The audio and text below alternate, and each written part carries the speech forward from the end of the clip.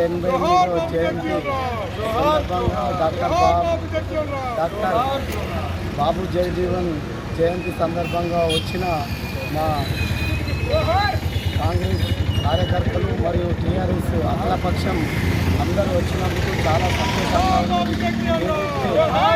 ఏదైతే బాబు జగజీవన్ రామ్ ఆయన ఆశయాలను ఈరోజు ఈ కాంగ్రెస్ ప్రభుత్వం నెరవేర్చినందుకు చాలా సంతోషకరంగా ఉంది.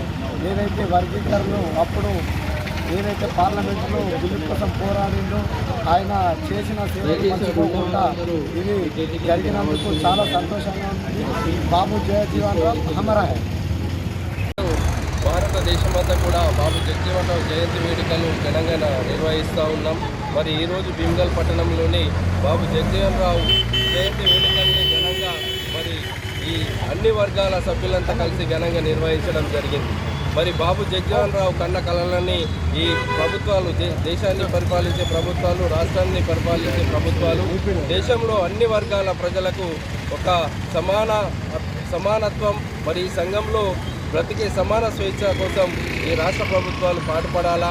మరి తను చిన్నతనంలోనే కొట్లాడినటువంటి సంఘటనలు ఎన్నో ఉన్నాయి. తన చదువుకునే పాఠశాలలోనే జరిగినటువంటి అవమానాన్ని తను బేసిగా తీసుకొని మరి వాటి మీద పోరాటం చేస్తూ మరి రాష్ట్రంలో పెద్ద కేంద్ర మంత్రుల నుంచి పడితే ఉప ప్రధాని దాకా కూడా తను ఎదిగిందంటే తను గొప్ప నిదర్శనంగా, ఈ జాతికి నిదర్శనంగా, ఈ దేశానికి దిక్సూచిగా మిగిలినటువంటి వ్యక్తి.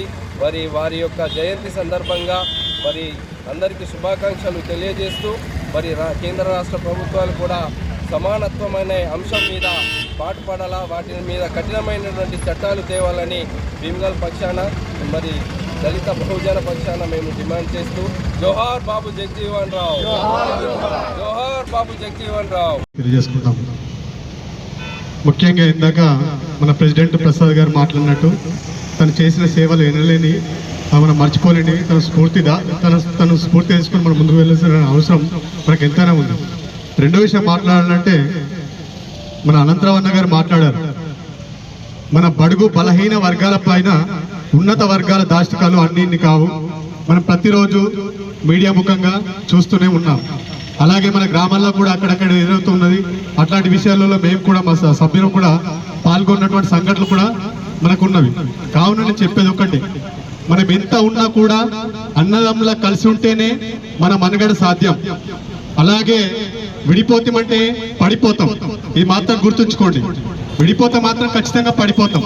ఎన్ని అవాంతరాలు ఎదురైనా, ఎన్ని మనలో మనస్పర్ధాలు ఉన్నా కూడా కూర్చొని చర్చించుకుంటే అన్ని కూడా సమకాలిపోయి మనకు సమానంగా వర్తించే అవకాశం ఉంటుంది. అంతేకాని మనస్పర్ధలు పెట్టుకొని వారు అక్కడ నేను ఇక్కడ అంటే అది సరైన పద్ధతి కాదు.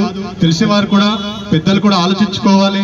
అందరి సమన్వయంతో అందరు కలుపుకొని పోతేనే మన యొక్క జాతి, మన యొక్క ఖ్యాతి నిలబడుతుంది.